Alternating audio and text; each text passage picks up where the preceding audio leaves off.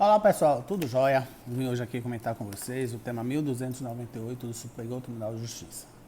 Nesse tema, sobre o rito dos recursos repetitivos, a primeira seção do Superior Tribunal de Justiça estabeleceu que a fixação de honorários advocatícios devidos pelo autor em caso de desistência de ação de desapropriação por utilidade pública ou de constituição de servidão administrativa deve seguir os percentuais definidos no artigo 27, parágrafo 1º do Decreto-Lei 3.365 de 1941, entre 0,5% e 5%, tendo como base de cálculo o valor atualizado da causa.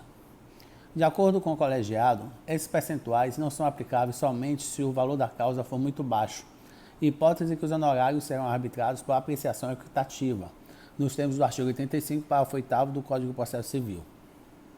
Com a fixação da tese jurídica, podem voltar a tramitar os recursos especiais e agravos em recurso especial, que discutem a mesma questão e que estavam suspensos à espera desse julgamento. O entendimento definido pela primeira seção deverá ser observado pelos tribunais de todo o país na análise de casos semelhantes.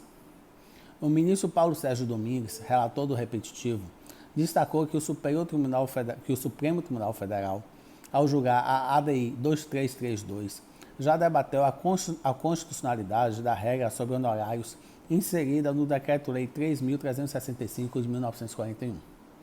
No caso, foi reconhecida a validade da base de cálculo e dos percentuais da verba sucumbencial, definidos especificamente para ações expropriatórias.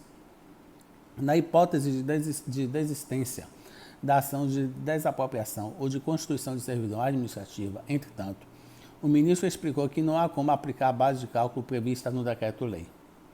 Segundo ele, isso se dá porque a sentença não definirá indenização alguma, uma vez que não ocorrerá perda da propriedade imobiliária ou imposição de ônus ou restrição para a fruição do bem imóvel pelo seu proprietário. A falta de condenação ou de proveito econômico efetivo, já foi dito que não há suporte jurídico para o estabelecimento da base de cálculo dos honorários nos moldes do artigo 27, parágrafo 1º, do Decreto-Lei 3.365 de 1941, de modo que essa base será fixada de acordo com norma jurídica supletiva, prevista no artigo 85, parágrafo 2º do CPC, tomando-se em conta, então, o valor atribuído à causa, afirmou o ministro. Quanto aos percentuais dos honorários, o relator avaliou que os valores previstos no Decreto-Lei 3.365 de 1941 representam norma especial que não depende da existência ou inexistência de condenação do expropriante. Segundo ele, a desistência da ação não faz desaparecer o suporte jurídico de aplicação do decreto-lei, que, como lei especial, prevalece sobre a norma geral. O ministro Paulo Sérgio Domingues acrescentou que o entendimento deve ser flexibilizado quando o valor da causa for irrisório. Nesse caso, prosseguiu o ministro, devem ser afastados os parâmetros especiais de percentuais e base de cálculo de honorários para que seja aplicado o arbitramento para apreciação equitativa, a fim de impedir que a verba sucumbencial seja fixada em patamar incompatível com a dignidade do trabalho advocatício. Um dos recursos representativos da controvérsia, RESP 2.129.162, foi interposto em ação movida pela Companhia Energética de Minas Gerais, CEMIG, para a constituição de servidão administrativa sobre um imóvel particular, com o objetivo de construir uma linha de distribuição de energia elétrica. Quase um ano depois, após a concessionária desistir da ação, o juízo de primeiro grau arbitrou os honorários em 10% do valor da causa, com base nos artigos 85 e 90 do CPC.